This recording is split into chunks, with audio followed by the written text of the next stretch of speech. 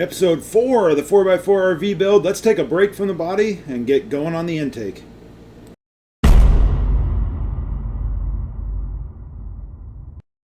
This isn't going to be any old intake though. This is going to be a snorkel with pre-filter made entirely of stainless steel and plastic. I'm getting to finally use this K&N filter housing that I've had forever. It's so big it hasn't worked on anything, but it's going to work great for this one. So I had to buy a really tight 180 bend to come off the turbo and come back. This is all 4-inch. The whole intake will be 4-inch. And then we come back and down and just get down to the down to our filter there. And now we can start going up and building the cool part that's going to go up next to the cab. So this is the piece that's going to go from the filter housing out from under the cab and get it pointing going upwards. All these stainless steel parts are actually from DinovoxParts.com. They were nice enough to send me all this stuff for this build quite a while back, so I feel bad that it's taken so long for me to get to it. I was supposed to be done with this project in spring, and the project, as usual, just snowballed like crazy. So to cut this stuff, I'm using a zip tie. The narrower the zip tie, the better, and if you just tighten it around there, and you can kind of tell when it's going straight around there. It's going to want to go straight around the pipe, and then that'll give you a nice straight line for if you're going to be cutting it with a portaband or something like that. With a portaband, you want to go real slow and use a blade that's meant for stainless steel, or that will you'll just eat your portaband blades very, very quickly. I should point out too, the zip tie trick is mostly best around the mandrel bends, and that way you can find the straight path through it, so that you're not cutting the circle into an oval. By cutting it a little bit crooked. It's a little bit hard to tell. I mean, you can kind of eyeball it, but using the zip tie trick works pretty good. String or something works good too, and arguably works better than the zip tie. The zip tie is just pretty convenient because you got one sitting around and it's easy to just stick it on there. So I'm TIG welding it, and then if it doesn't look quite right, I'm going right back over it again. What quite right looks like to me is with the cool bluing. We're trying to keep the bluing. I am going to scuff this. I don't actually want it polished. This isn't a polished pipe rig. So once we're all done here, we are going to scuff this whole thing, and we may go over the welds again with the TIG welder, depending on how our bluing looks at that point then. Now I'm just adding some brackets to it, fairly simple. And of course our pipe is just a tiny bit too short, so I have to add a little piece on there. You're not going to see this one, so I'm not going to worry a ton about making that one look super cool. And I'll just go ahead and address the elephant in the room now. There's actually two of them. One, I am not back purging this pipe. You'll see a lot of guys do that, and you'll see a lot of guys swear by it, and then you'll actually go look in their shop and they don't actually have anything hooked to their back purge things. That's just the reality of it. And then my second elephant in the room is those brackets are actually steel, so I welded steel to the stainless steel, so I'm going to have to paint those, and we contaminated the stainless steel with that weld there, so you're going to want to extend your paint over the stainless steel for a little ways, anywhere where the iron from that steel could have diluted your nickel content. What back purging actually does is if you look on the inside of where I welded that, you'll actually get a scale, like a carbon buildup. And if we would have back purged it, it would have looked just like the weld on the other side. So this is my tubing, my exhaust pipe expander that we made on the channel a little while back. It's made of a Lyle exhaust tubing expander and a Harbor Freight knockout punch puller, the hydraulic from the knockout punch. They fit together, and then you can make yourself an exhaust expander there. This is actually exhaust that we're working on now, so this is the down pipe coming off the turbo. So we're going 4-inch the whole way, so we don't have any reduction. Our turbo has a 4-inch outlet on it. I need to make a video on doing this exhaust. There's a number of different ways you can do it. With the expander is the easiest way, especially if you're a beginner. It makes welding that is really, that's about the easiest welding project you can do with a TIG welder if you're learning to TIG. With the expanded joint, when you're doing them butt to butt, that makes it quite a bit more difficult, and that can be frustrating if you're very new at this, blowing holes in that and everything else.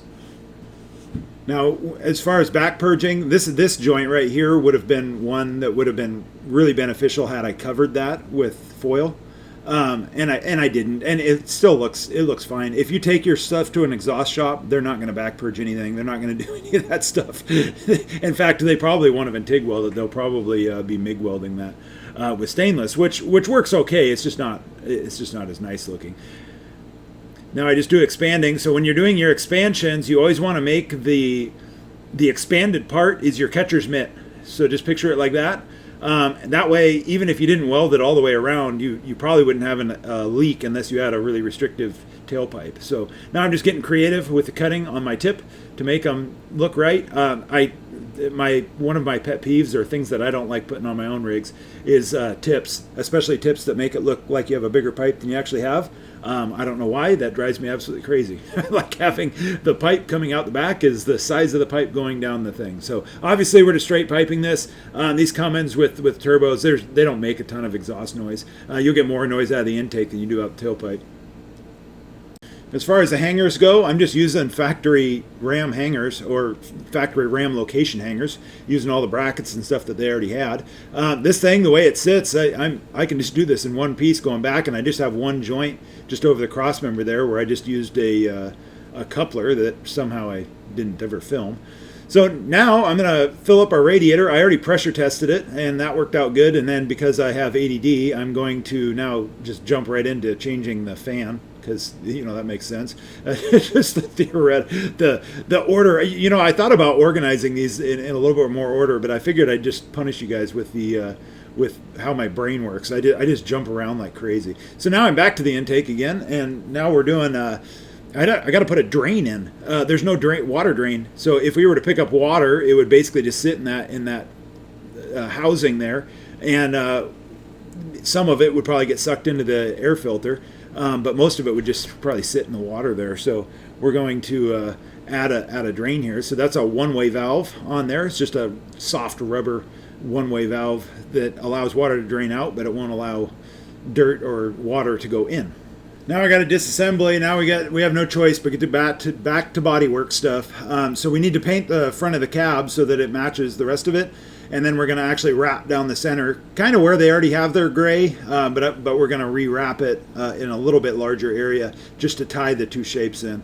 So I got the windshield out in one piece, and now I got the trim is a different story. This is like a it's a trim that's for if you don't actually have an interior in there, but for some reason, even if you have the interior, they use it. And if you don't put that in there, the offset of the windshield to the front of the frame is off, so you kind of have to use it even though you don't necessarily need it, or you could just do really, really thick glue if that's what you wanted to do too. So now I'm just blending the gray was paint, and then the purple or pinkle stripes that were in there, those were wrap film, so I was able to get those off. Now I'm kind of showing you a trick on getting those in and out of there. It's called the 180 trick. It works on most of these cars with wing windows. Once you pop it out, you just spin it 180, and then they usually come out of there. The brackets and everything are usually will fit. Otherwise, you'll just sit there and fight those things forever. And it's frustrating. So now I just lopped off those front corners because, well, they look kind of funny because the axle is a little farther forward in the wheel arch, and that fixes that look right there. And then I just masked everything off. And then we're just going to go ahead and paint it with my favorite paint in the world, the paint that we can touch up when we scratch the shit of it on some bushes. All right, so overnight happened. It's nice and dry now. You want to make sure the paint's pretty dry before you start wrapping over top of it. Now I have to make the middle look like crap. Since it is a flat paint and it was rattle can, we got to smooth it out. So a lot of it I'm just back dragging with a razor blade. And then I scuffed it with just some Scotch pad just to smooth it out a little bit before we wrap it. And it turns out pretty good. There's a lot of nicks and chips and stuff underneath there, but I'm not super worried about it because, it is going to get scratched and stuff by bushes and stuff as time goes on, and we can just replace the wrap film when that time comes. Now I'm going to restore the Chevy badge, and and by restore it, I mean I just paint it and then take and wipe, make a firm paper towel and just wipe off the face of it. It's going to be hazy. Just leave the hazy, and then you can polish the hazy off after everything's dry, and it literally looks like brand new badge after that. So now I got some new LED conversion headlights and new markers and new bezels. So that makes the front end to look quite a bit better, and they were very inexpensive. I think it was less than $20 for the pair of bezels and marker lights. Now I'm just putting on some of the stuff. This is the stuff that came on the van. It had the Chevy mud flaps and then that nice aluminum step. There is another screw or bolt that goes up top, and I was sitting in the way of the camera, so I just didn't show you that part. But there's a bolt on the bottom, and then there's a bolt up top. And now I'm just putting the door panel back together. These things are very easy. These Chevy vans are so easy to take apart and put together. So now comes time to do a whole bunch of sound deadening. So we're going to take... I'm just doing the wheel step now, and then I'm going to put the original rubber part back after we clean it up. There's normally no sound deadening in there at all, so that's just rattle trap stuff. And eventually, later, maybe in this episode or it might be the next one, we're going to pull all the interior out and rattle trap the entire thing. With that diesel engine, that thing is just going to be noisy on the inside. And I want to try to quiet it down to at least the same level of noise that it had before.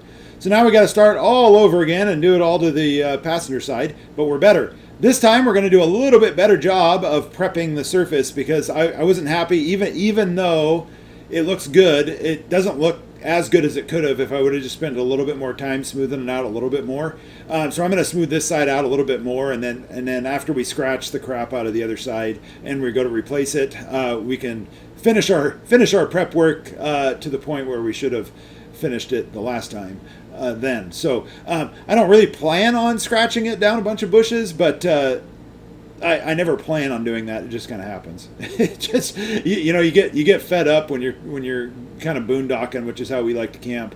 You just get kind of fed up getting out and moving stuff out of the way, and eventually you just start ramming through it. Looks like I'm getting in trouble again, probably because I'm not paying attention to her or something. I don't know. Now here's another trick for you.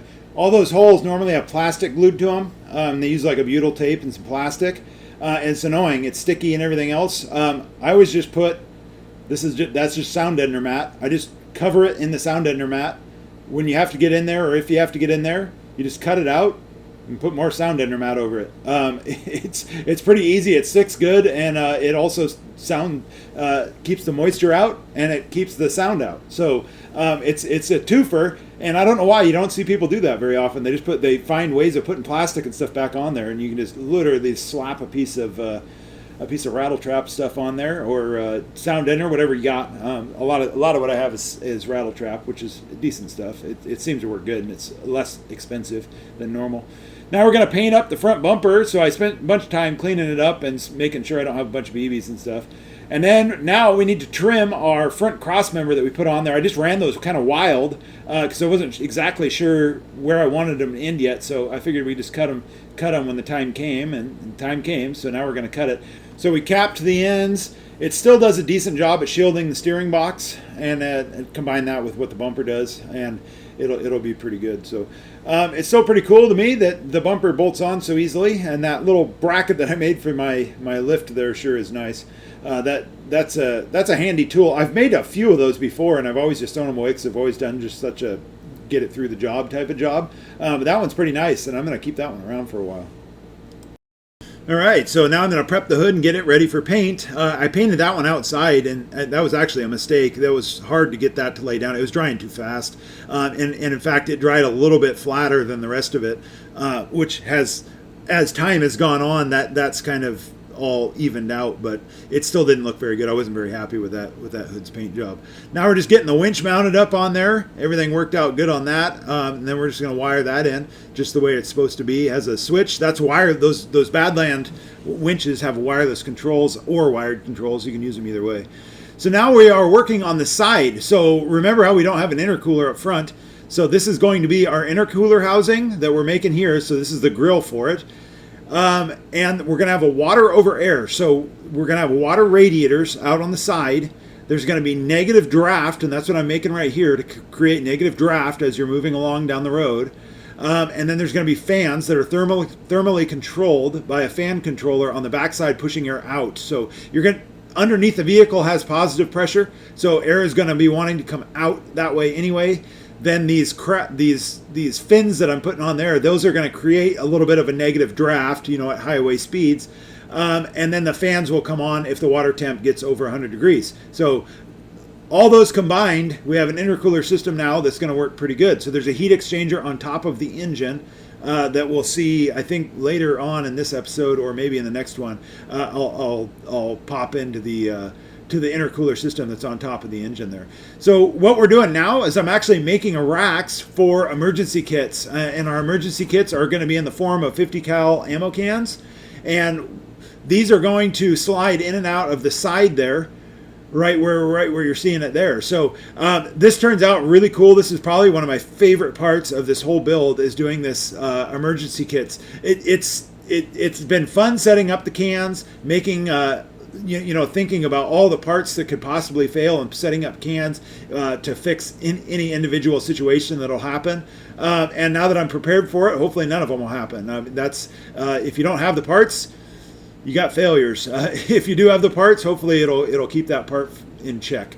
So it holds 8 cans in there, and then I couldn't put the 2 in the back because our fast fuel system's back there, and then I couldn't put any more to the right because I have propane lines and stuff in that area there. So what I'm going to try to do later, and we haven't done that yet, this will be a part for later on and on the channel, is I'm going to try to put a sewer pipe in that back opening there, if I can fit the receiver tube down it, but we're going to play with that at a later time. I got a bunch of pipes and stuff in there that I would have to avoid. So there's my lock system. That's just a deterrent. It'll slow someone down. It's decent, but if you know how to pick a master lock, well, it's just going to slow you down, but you're going to make a lot of noise at it, and well, cross your fingers. And then I put some rubber strips on that's what I'm doing right here, is putting rubber strips on the track that the ammo cans ride on, and then that'll cushion them and keep them from wearing too much on there. They fit in there real tight, so they don't really move around. I got that thing all set up so they're all in there real tight. And then we just have to come up with some rattle alleviation from the handles and the little pull levers on them. Now I just got a couple more pieces of trim to put on, and this side will be pretty much done.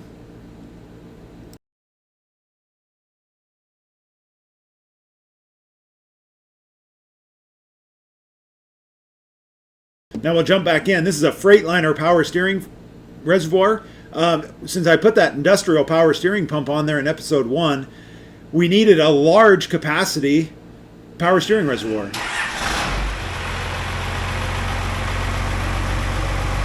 Other than the pump itself, the entire hydraulic system on this is all the factory Chevy van stuff. Power steering pump, hydro boost, and all that fun stuff.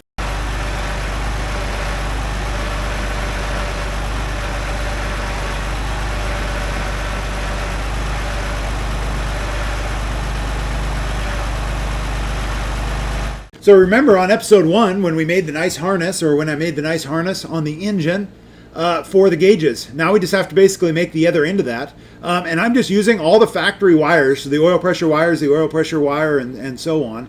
And we're just hooking up both ends of it that way. So the wires are still doing what their original purpose was, and they're just going through our nice new fancy watertight connectors. So what this is the bezel that's going to go into our factory bezel that holds our gauges.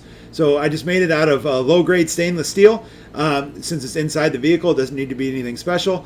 And then just made it so it just mounted into that factory bezel, and it looks pretty slick already. But we're going to make it look a little bit better. We're going to wrap it with some 3M brushed look wrap film. And that's gonna make this thing really pop once we get it all assembled there. So all I got to do is, since it's stainless steel, we're just gonna stick it on there, trim it out. The edges are all gonna be hidden behind the backside, so we don't have to even do a very good job of that. I don't have to worry about scratching the material or anything with a knife. So just a real fun one to wrap, because it took about 3 seconds. It looks great, and there was really no concerns with damaging anything while we did it. So these are Moto Works gauges. I don't recommend these gauges. I've already had multiple failures and issues with these gauges already. Kind of frustrating. So I'm already having to do some replacement, and I'm not replacing them with other Motor Works gauges. I'm kind of disgusted by them. They're very terrible. The boost gauge. The boost gauge on it is. I don't know if I got a defective one or what. The directions show a wire for the backlight. There's no wire for the backlight. The backlight just comes on when you power the gauge. It's the only one that's that way, so it's undimmable, which is insanely frustrating. So I have one gauge that can't be dimmed by the factory dash dimmer. So that's frustrating. And then as we've been doing our test driving and stuff, the water temp gauge stopped working, and I had to do a bunch of diagnostics on it, and it's the gauge itself. The sender's still working and everything. And then we lost oil pressure, and it's the same deal. So I'm kind of over them, so we're going to have to replace these gauges with ones that actually work. The speedometer tach gauge is working pretty good, so I'm going to leave that one for now, but it's probably going to bite me, and I'll probably have to replace it later. But at least I can do it in monthly installments instead of doing it all at once. Now I'm going to clean out the inside, and we're going to get all our sound deadening down, so we're going to be using rattle trap on this one as well. And I'm going to be removing the factory sound deadening that they have that sometimes makes a tent, and you can see it there, and I'm going to cut it out here in just a second, right there. You want to cut that out, that tent. Sometimes you'll cut that out and you'll have a mystery going on in there where you'll have a bunch of rust underneath that because it created a tent and water got in there, and it rusts real bad. So you always want to cut that out, even if it is in good shape like this one was, just to make sure that's not in there. Plus, you want to push this rattle trap all the way down to the steel. It works better if it's actually attached to the metal down there. So, and I push it down into every groove and crevice when I do this stuff. So this stuff works pretty good. The rattle trap's pretty nice. I like it. It works easy. It doesn't stink like a lot of them do. Oh, and remember how I said the water over air? That's the heat exchanger right there that you just saw. And if you scroll back a little bit, you can see the heat exchanger on top of the engine. So that's where our water that goes through our radiators on the side. That's where it goes, and that's the heat exchanger for the air. So it's a pretty cool system, and it makes it so you'll spool a little bit faster because you're not filling up a big air-to-air intercooler. So now I put the sound deadener inside the doghouse. I actually did that double layered. I took the carpet off of it, but not because there was anything wrong with the carpet. It was just coming undone. And then I temporarily put it on there, cleaned it, took it back off, put our water-based glue on there and stuck it back on. I'm not 100% convinced that water-based glue is actually very good, but it is nice because it doesn't stink, and I was allowed to get it to tack up using some heat, which you wouldn't want to do with a solvent-based one. So I got our shift boot installed, covering our enormous hole, and now we're going to wrap the exhaust pipe in fiberglass to try to keep some of the heat out of the cab. So we're going to fiberglass just the downpipe there and then use our metal stainless steel zip ties to do that. I'm not a huge fan of those stainless steel zip ties because they can cut the crap out of you, but they're still the best thing I've found so far for doing that matting, if you try to use wire and you get it tight, it actually cuts through the fiberglass, where that stainless zip ties seem to actually work pretty good. So now I'm just cleaning it up and putting it back together.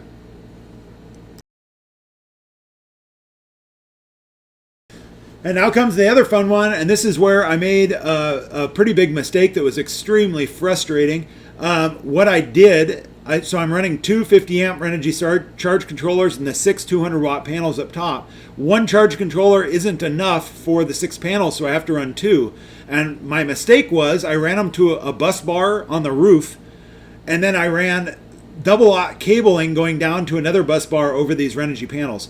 The problem is the Renogy control panels or controllers got in a kind of a control freak issue where they both wanted to control all 6 of the panels, and what they ended up doing is they just shed all the voltage down and just created a bunch of heat on the backside, and we're basically just wasting all the power the panels were generating, and I was only getting about 30 amps of charging. So what I ended up having to do is isolate 3 panels for one charge controller, 3 panels for the other, and run a cable specifically for each one, and that fixed it. And now I'm getting I'm almost at 80 amps in direct sunlight of charging coming off my panels, which is at least what they have advertised as their claim. Those charge controllers will also charge off alternator power, and they will also back charge my engine battery if my engine battery were to get depleted for some reason. It'll actually automatically switch back and start charging my engine battery if that were to be the case. So that's pretty cool. That controller that I'm taking off there, I thought I needed that for that exact function of back charging my engine battery, and that's when I realized that those Renogy panels will do that automatically, and I don't need that one, so I took it off and we'll save the space. This is our 70 amp charger, so this is for when we're plugged into shore power. It will charge us at 70 amps, which is more than than our AC uses. And so all the surplus will go back into the batteries when we're, if needed, it'll go back into the batteries, and we'll be charging while running AC while plugged into shore power if that's how we're going to be doing it. The other thing about the being plugged into shore power, it takes about 9.8 amps is the most I've seen come out of it. So just a normal standard 15 amp circuit will be sufficient for running our AC, our microwave, and everything all simultaneously, because the batteries are acting as a giant capacitor. Which is pretty cool. So this is how we're going to plug into shore power. So I have that battery charger running down to our outlet there, and so we have a nice rubber cover, sealed, watertight area that's just super simple plug in. I don't need any fancy 30 or 50 amp RV plugs or anything like that. So that's pretty cool. But I don't ever plan on needing shore power. This thing should be standalone sufficient on solar, hopefully. Now I'm installing our monitors for our charge controllers. There's one for the left, one for the right. I'm using the physical installed ones instead of the app. They make an app as well, like a Bluetooth app, and I didn't really want that. And then when I was reading the reviews on the app, some people were complaining that it didn't work unless they were connected to the internet, which for me, that's just a deal breaker right there.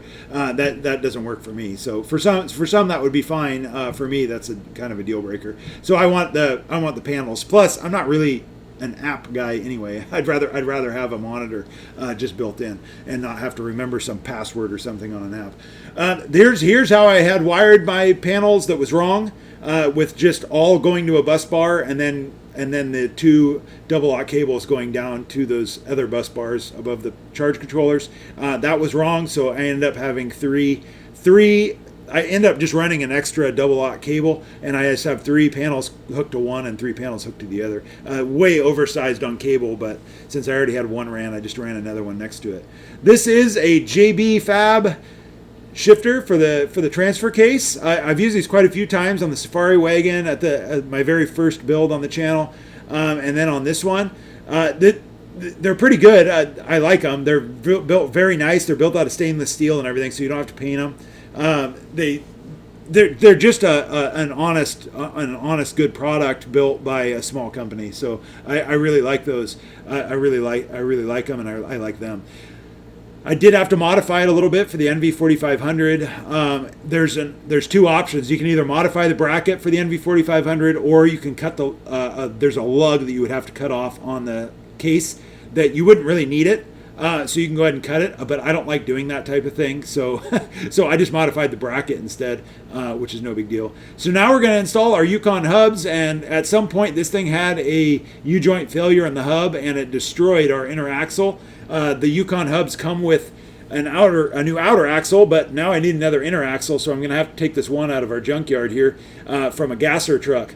This bearing absolutely fought me. I actually ended up pulling the bearing in half. That's a unit bearing. Those should not come in half like that, and that's what ended up happening. I finally got it loose enough to where I could rotate it a little bit, and then I actually just threaded bolts in from the backside and pressed it out just by driving the bolts through it. But anyway, frustrating. I needed that thing out of there so I could get that inner axle out, and then I just installed our new Yukon axle to it, and then we're good to go, carrying on with our Yukon hub install.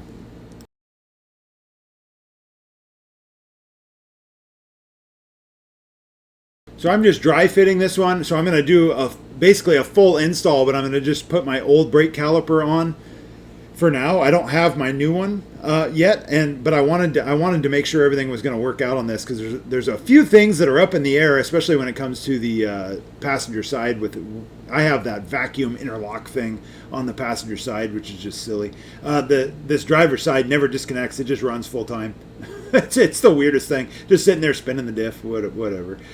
So installing these, once you get the new hub on there, you just have a conventional style wheel bearing, which is serviceable and greasable, and it'll basically last forever as long as you do maintenance on it every once in a while. And then the hub is just like a worn hub from back in the day. They work fairly similar. You'll notice that I didn't put the dust shield on. I actually am interested in people's opinions on those. So comment below what your opinion is, but I have been just in fights with dust shields my entire off-roading life. I absolutely can't stand them. And I know the purpose is to keep water from splashing off the road onto your rotor and making your rotor wet. I just am not convinced it really makes a difference. If you really think about it, if there's water splashing up in your wheel, it's getting on your rotor. It's not covering it that good, and it's only covering one side of it. And if there's water picture that wheel. If there's water splashing around that wheel, it's like, okay, so I have one side of the rotor that might not be wet.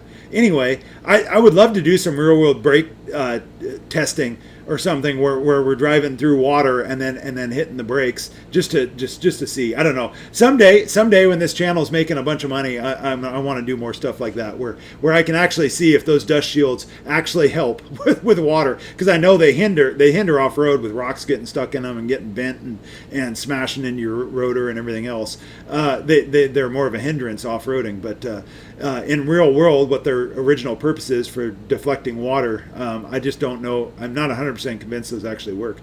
So when we do this lovely swap here, there's not a seal on the passenger side, so I had to add one because normally the seal is down at the disconnect, but we need to.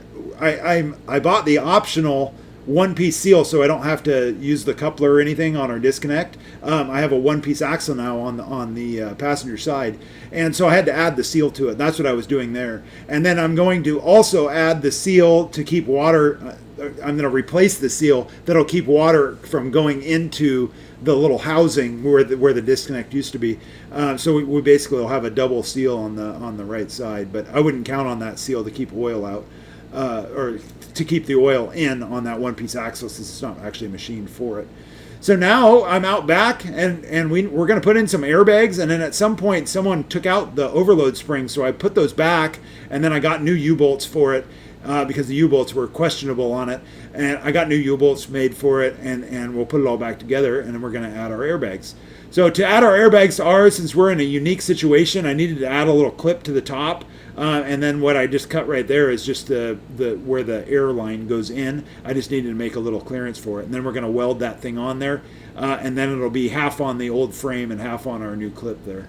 And our last project on this episode is our Roadmaster sway bar. And this is basically just a factory replacement for the rear sway bar. If your pickup doesn't have one, your second gen Ram doesn't have a sway bar, it will also install on your truck. You don't have to have a factory sway bar for this to work. It comes with all the brackets and everything if you don't have one. All right, and so episode 5, September 5th, 2025 is going to be a premiere, and that premiere means that it's going to be a live chat scenario, and I'm going to be in the chats answering as many questions as possible. So if you have questions that you've seen on this build, or you want to tell me how stupid something is, or whatever you want to do, I will be live in the chats answering questions, and I hope to see you guys there. It'll give a really good opportunity to have real-time conversation with as many people as possible. I'm not a huge channel. I don't expect a lot of people to be there, but I hope to see you there.